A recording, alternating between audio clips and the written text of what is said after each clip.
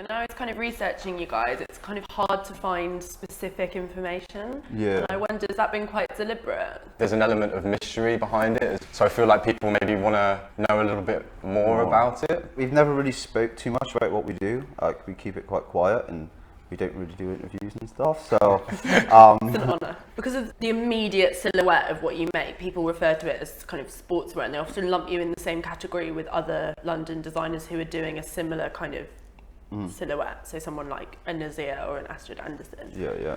I'm interested, who do you guys see as your peers? We don't see ourselves as a sportswear or streetwear brand, that's the thing. Although we use sportswear influences, but we also use tailoring influences as well, but we never get called tailoring, do you know what I mean? So it's a hard one. I think, as youngsters, both of us, we have very different backgrounds, but both of us really looked up to and inspired and were really interested by luxury and about these big kind of Paris fashion houses and stuff, which when we were younger seemed so a million miles away, and it was something that really fascinated us, I think, from a young age, just flicking through magazines, you know.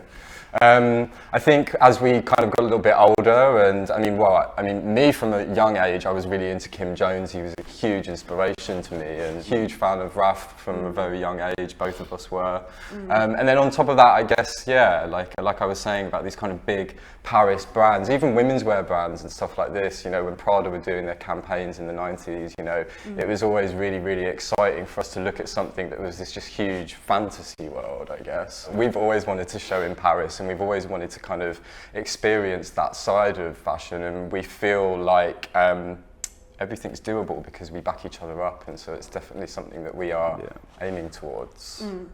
You mentioned that you had very different backgrounds. Tell me a bit about your backgrounds. I know you don't like talking about this. I grew up in Bristol, very working class background, you know, very sort of, moving from sort of houses into council houses and growing up on sort of those sort of, as not estates in sort of the London sense of the word, as in tower blocks, but, you know, sort of still like semi-detached housing estates.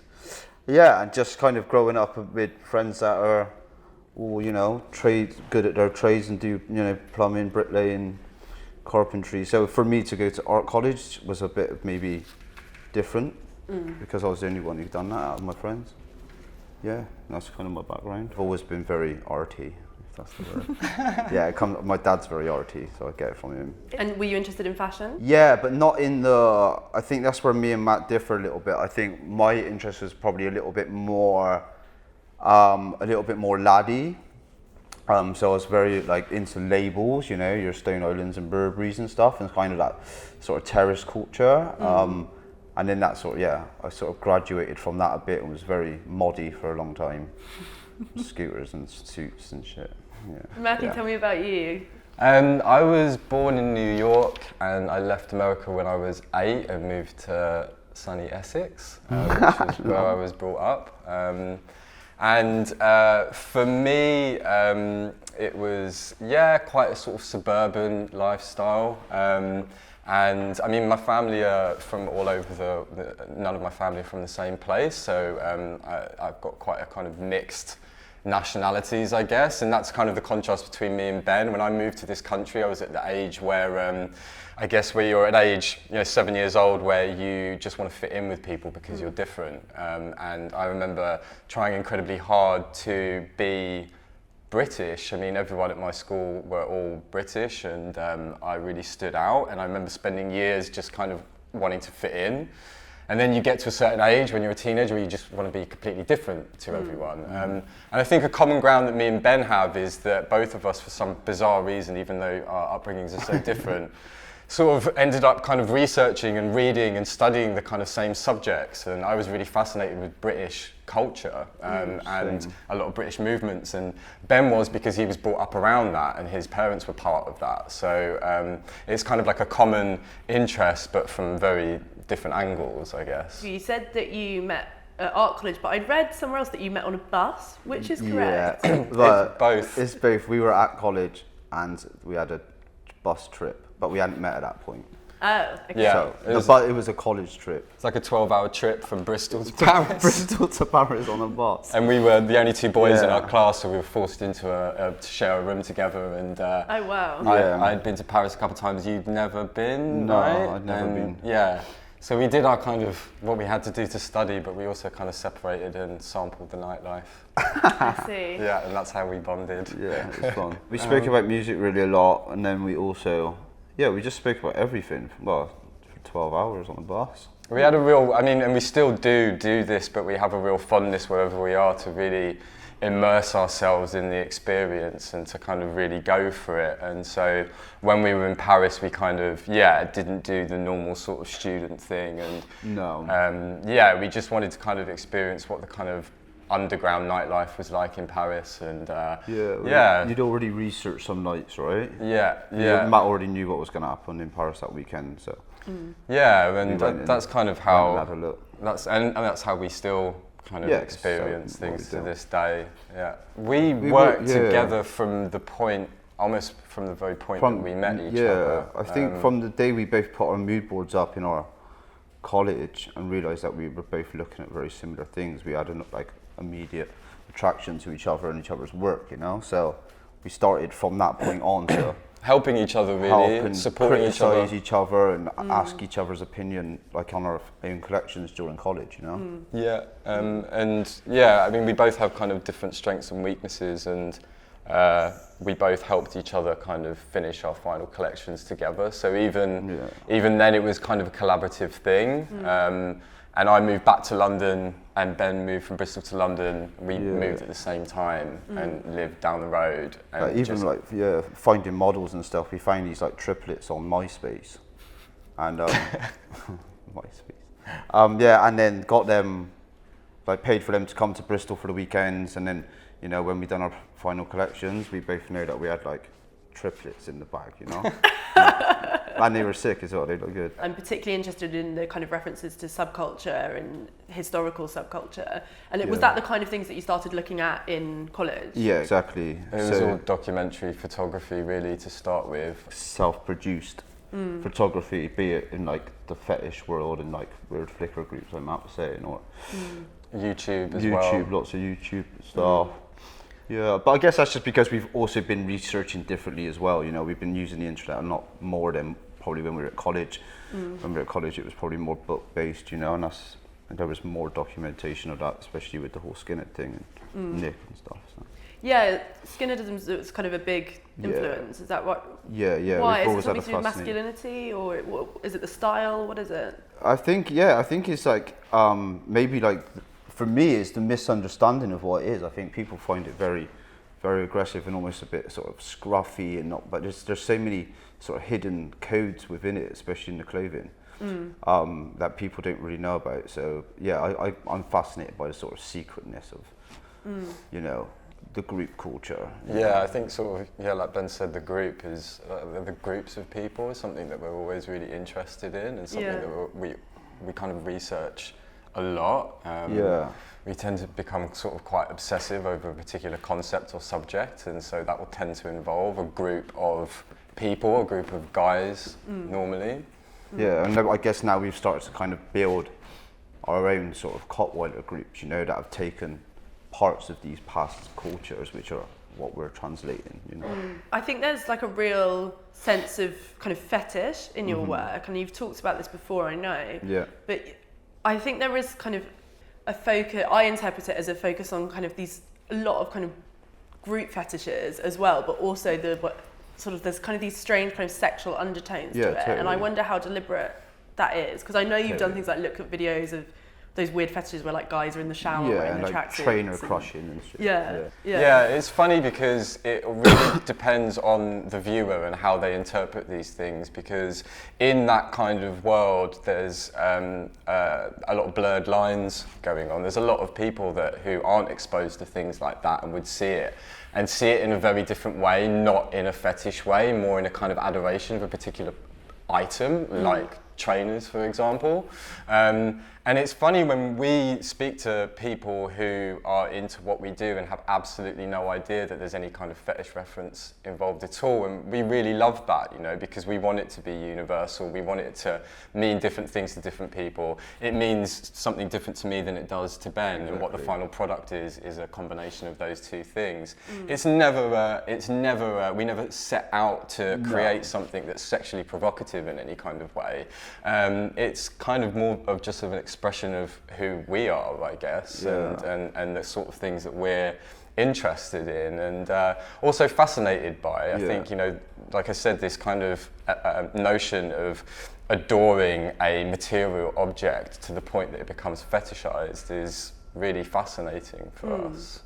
I wonder, particularly from the fashion press, do you ever find a level of conservatism where, because it is, you know, a tracksuit shape or something, they don't look as closely at the garment? Yeah, it's easy just to call it sportswear, isn't it? You know? Exactly. I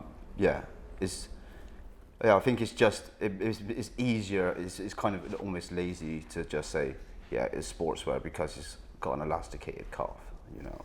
Do you think that's going to have to change though? Because of course. It has to change. It just has to be spoken about as menswear. I don't see why you have to categorise it. Even streetwear is a bit naff as a word. More people wear sportswear than tailoring. You know, you just have to stand on a tube to see that now. I read in an interview before, you said that, you know, a lot of what you do is kind of inspired by your relationship sort of with each other. Yeah. What is your relationship with each other? Just mates who make stuff. Yeah, we're just best mates, and we're just lucky that hasn't changed over the 10 or so years that we've known each other. Yeah, we're just constantly talking, you know, about the label. That's all we do. It does everybody else's editing, I'm sure, but for me and Matt, it's all, you know, it's everything. So going back to that whole sportswear thing, I think it is kind of fetishized in fashion, particularly in a kind of, it is that fashion fetishization of kind of a working class boy, which you see a lot related to sportswear. Yeah. And that can then become this strange kind of homoerotic element. Sure. Do you guys explore that in your work? Do you see people responding to your work in that way? I think it's, I think this kind of thing about glamorizing working class culture is something that we avoid.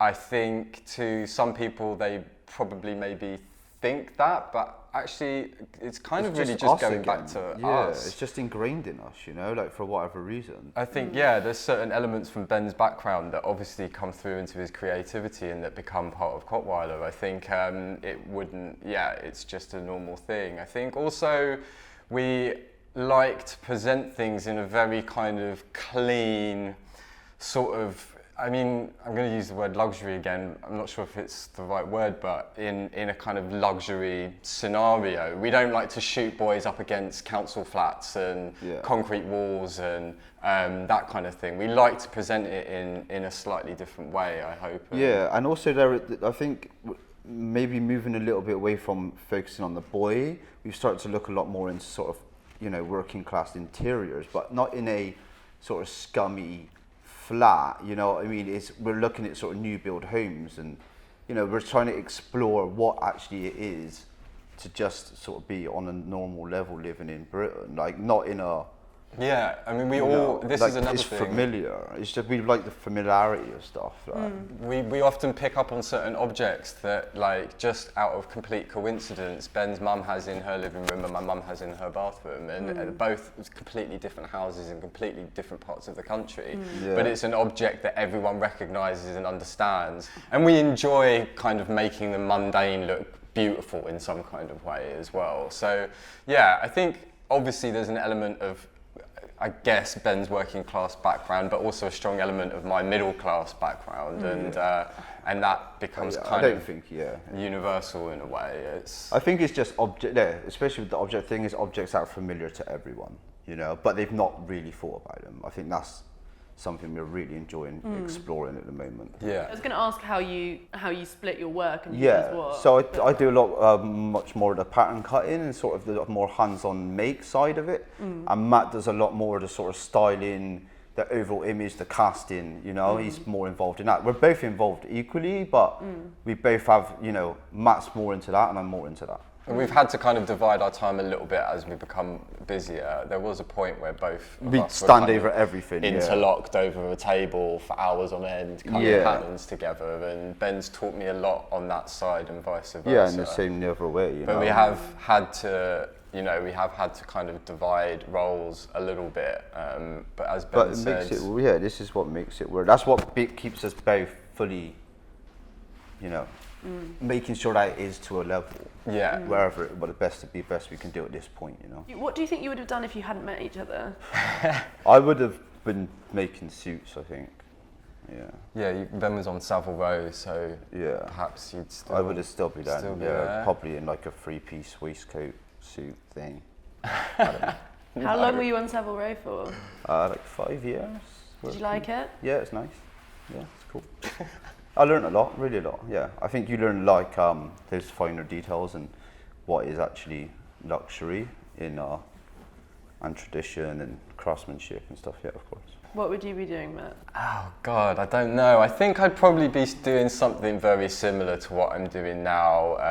I think it would probably appeal to a slightly different guy. I think obviously because our relationship creates something that is unique to itself.